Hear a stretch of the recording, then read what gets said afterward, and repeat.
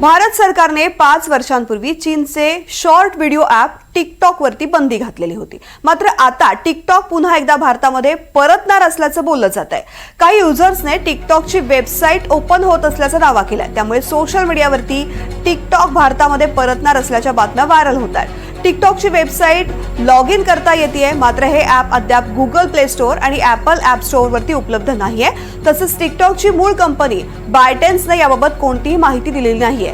पण केंद्र सरकारने या वृत्ताचं खंडन केलंय। दरम्यान पंतप्रधान नरेंद्र मोदी हे चीनच्या दौऱ्यावरती जाणार आहेत। त्यांच्या दौऱ्यानंतर भारत चीन संबंध आणखी चांगले सुधारण्याची शक्यता आहे। यानंतर भारतात टिकटॉक, अलीएक्सप्रेस आणि शीन हे भारतामध्ये लोकप्रिय ठरलेले ॲप्स पुन्हा सुरू करण्याबाबत निर्णय होतो का हे पाहणं महत्त्वाचं असेल।